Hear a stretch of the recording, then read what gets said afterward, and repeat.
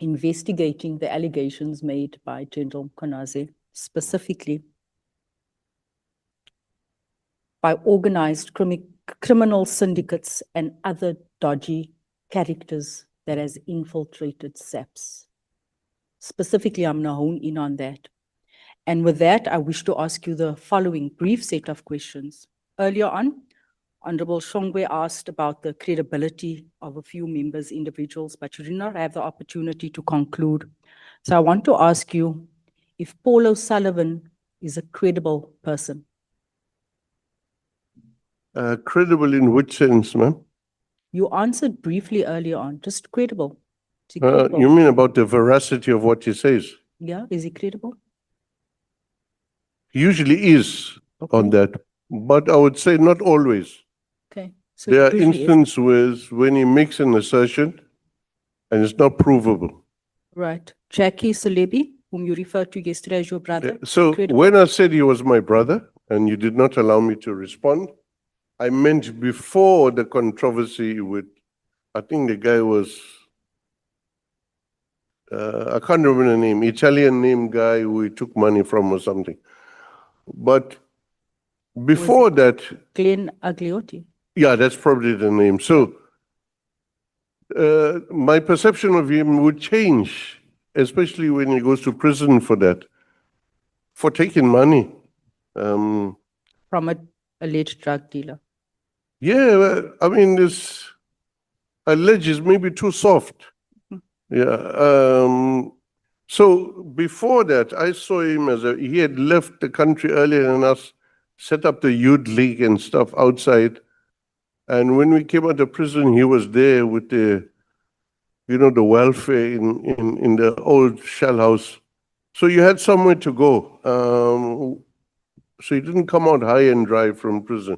Okay, thank you. But when it becomes evident that he's done wrong, I can't continue to coexist and have the same affection for such a person. Okay. Is Sarah Jane Trent a credible individual? Yeah. Perhaps excessively so. What was Ms. Trent's relationship to you? She was a very close confidant. Confidant, okay. Yeah. You testified that information received from O'Sullivan was credible, right? Jumping from that now, how many successful convictions resulted directly from information provided by Mr. O'Sullivan? So information is, like I indicated, lights the fuse. But that's only the beginning of the process and gets our attention to look there. But really, there's a lot more work that goes in afterwards. So there's nothing you can ascribe solely to his information that he gave. But just give us off the top of your head, 1, 2, 3 of these investigations. Patlani. Excuse me? Patlani. Patlani. You consider that successful? Has there been a prosecution? Yeah, absolutely. He's got 2 cases he must answer for. Okay. So it's the information led to a prosecution. We would not have been looking at Patlani if the initial fuse was not lit. All right. If it wasn't for Paul O'Sullivan and Ms. Trent. Well, there was a lot of hard work that went into it after that, like at least about 18 months, 2 years work after that. Okay. Unconnected to O'Sullivan. What was the nature of Mr. O'Sullivan's engagement with IPID during your time? Was he an informant, a source, a consultant? What exactly was he? I wouldn't even call him an informant. He was obsessed with corruption, fighting it. Because he was giving you information, does that not come from an informant? Well, sometimes it's a little bit more than an informant, because informant, as the Honorable Member mentioned, you have to give them something. Paul, we gave nothing to. Okay. And Sarah Trent, Jane Trent, also gave nothing to her? Nothing to her. Okay. She will volunteer if ever there's a fight against corruption, she will stand there. So she was also just an informant, a consultant? Well, more about the archivist and categorizer of public documents, because this was a headache to put together even. But because there were people, various people who were able to store the stuff. I mean, I've burnt my papers long ago, so I didn't have papers. I wanted to walk past this phase of my life, but other people found the documents. Did you ever Every- did you Sorry, ever ma'am. communicate with Ms. Trent about ongoing or active investigations within IPID? No, not that I can recall. Okay. Did you ever provide her with information? Not that I can recall, yeah. Okay. How frequently were you in contact with her regarding investigations or matters related to IPID or SAPS and Mr. O'Sullivan? Once a month, twice a month? Maybe once a month, yeah. Maybe once a month. Okay.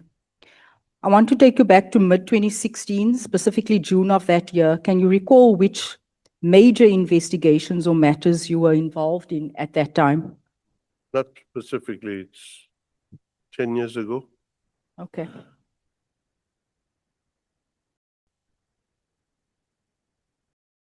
Okay. Can you explain why you said you've never given anyone information? Paul O'Sullivan and Sarah Trent. You've never given them information. That is what you said earlier on. Yeah. You said you spoke to them once. What was it, once a year? Once a Maybe month? sometimes twice or You thrice. said you spoke to them once a month. You said you've never given information. You said you spoke to them once a month, and you said there was no payment. That's what you said, right? Can you explain why on the 17th of June, 2016, you sent a communication to Ms. Trent saying that we are making history?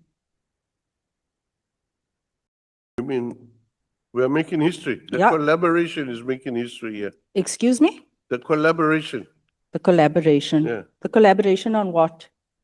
The information provided, the other side of the coin where more deeper investigations are there. Okay. Because that's in a conversation between yourself and her. Yeah. Here on page 17, WhatsApp conversation, where you said to her, we're making history.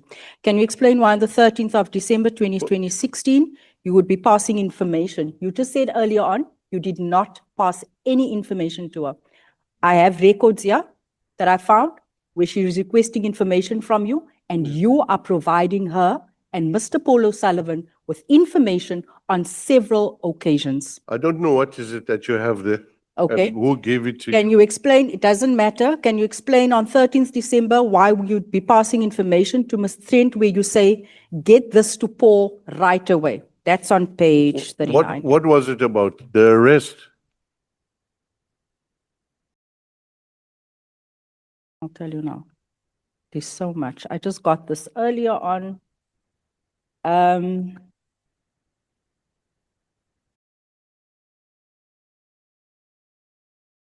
SAPS case registered, previous communication there. Before you respond, you send a two text, one at 7:17 and one a minute later.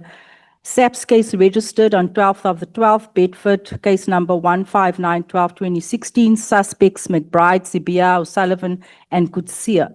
Charges for treason, conspiracy for murder, defeating the ends of justice, and you say, get this to Paul right away. Yeah, so this was in Kabinde.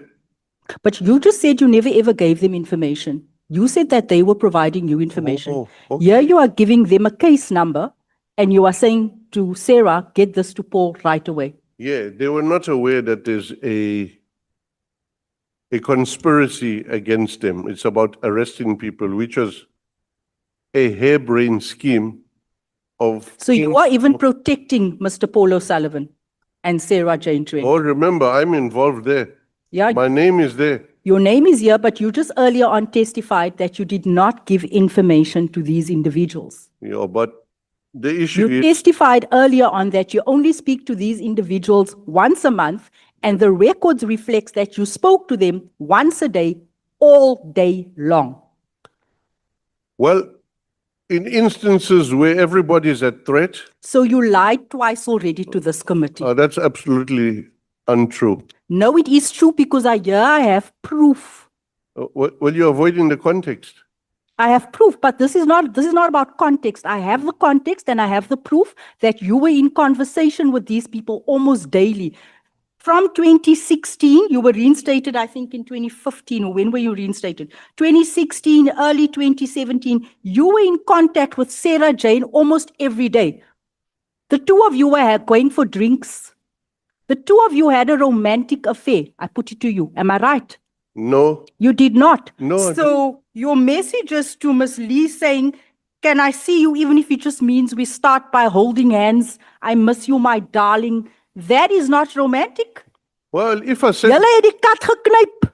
no, if I said that, yeah, I always, Honorable James and Mr. McBride, Huh?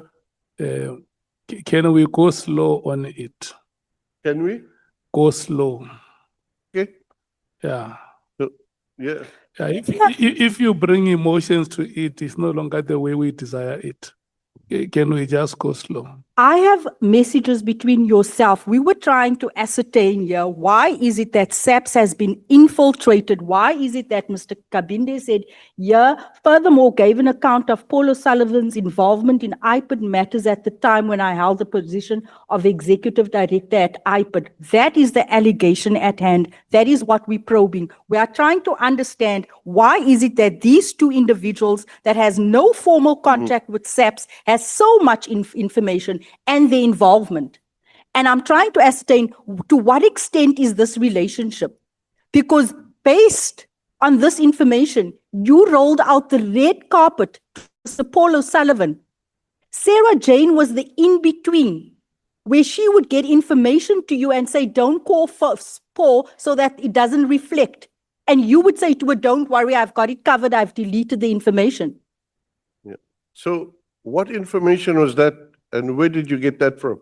Doesn't matter where I got this from. You are Okay. meant to answer my So- questions, so not if I don't this know where where you I've got got it, this I can't information from. answer. Because this shows here that you had a romantic affair with Miss, and your pet name for her was Clippity Clop.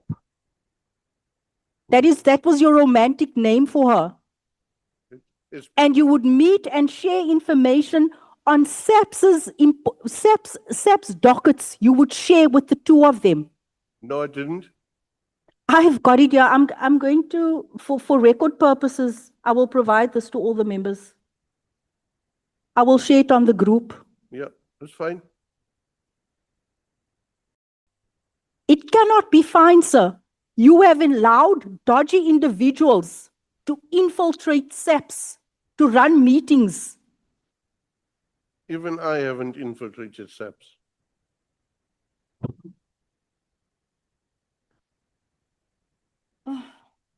So I put it to you that the communication in our possession demonstrates that Mr. Paul O'Sullivan and Ms. Trent were deeply and possibly excessively involved in the work of IPID, and that you permitted two private individuals to embed themselves within IPID's investigation process. And effectively, they're operating as a parallel or a shadow structure that influenced or infiltrated with investigations. Do you dispute this? Yeah, disputed. The You two cases disputed. Patlani is facing got nothing to do with O'Sullivan or his associates. It's a pure clean case against Patlani. You said they were providing you with information. You even sent Sarah Jane messages asking her to scrutinize and get details on people's bank accounts, get details on people's credit history, their status, everything. So, You said earlier on that they had forensic capabilities that SAPS didn't have. yes, and so credit information is not. It's something SAPS cannot do. I'm not in SAPS. I was not in SAPS. So Sarah Jane and Paul O'Sullivan are the people doing that for you in You IPID. don't have access to credit information. Credit information gives you everything, and it's not illegal to get credit information. Everybody can do it. If you go into buy a cell phone, they want to look at your credit. I'm not saying it's illegal. I'm saying I'm speaking to your relationship with these two individuals that you played down earlier on. Yeah. Well, the issue is quite simple for me. If I need the information, I will request it because it gives information. Even to go into people's bank accounts. Well, Is that legal? to bank accounts, I don't need to. I don't But need. in this communication, you request and you ask Sarah to please go into people's bank accounts. No, it's not bank accounts. It's not bank accounts. It's credit information, which Edgar's, Pick and Pay, everybody has. And you are not able, so number one top secret So, service agent, Honorable James, you're not able to get that information. Honorable James, so when you say it is credit information, are you making a confession that you made a reference of those matters to her to get that credit I'm actually information? not, but it wouldn't be out of sorts to request such information somewhere. Normally, we would create internally our own capability to do that, but that would cost money. No, okay. She says to you bank accounts, Yeah, and you say, no, it's not bank account, it's credit information. yeah. What is the context within which that credit information was requested? Or because you get information on cars, houses, connections, who drives cars. That's what you get. Yes, credit information of who? I think whoever the subject of the investigation is, or as SAP says, person of interest. And this person is a private citizen, Sarah Jane.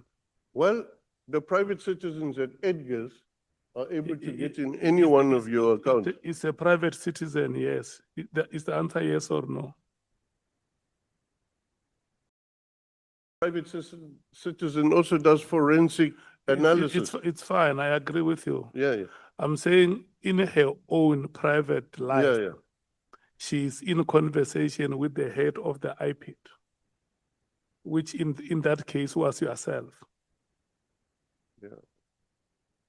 I'm not sure what the issue is. And then you converse about credit details of other citizens of the Republic. That has been done every day. That is the question that the honorable member is asking you, if you can just look at her and respond. Yeah. So I don't remember that specifically, but it's not a problem for me to ask. Normally we would ask DPCI and they'll find it for us. They do it all the time. So why didn't you ask DPCI? Why do you go to a private individual to get all your information from? Earlier on, you were hell-bent on telling us that they were providing you with information because SAPS did not have the forensic tools. And now you are saying that, no, actually we do have it. We can actually get it from DPCI. Well, that's what we did afterwards. That's what Afterwards, but the fact remains you lied because you said SAPS does not have the tools in place. No, I for didn't say these. SAPS. You said we don't have the forensic IPID. expertise. IPID. But still, it IPID falls is not within SAPS. SAPS. So you go to a private individual, sir. I'd go wherever I have to go. You go wherever, even if it's breaking the law. Let's do like this so that the exchange must not be heated. I want you to have a cordial conversation. Can we go slow on it?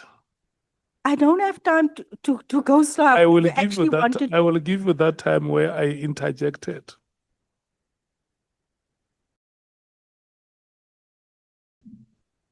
I think, looking back now, do you accept that allowing private individuals to entangle themselves in law enforcement investigations contributes directly to the very phenomenon this committee is investigating?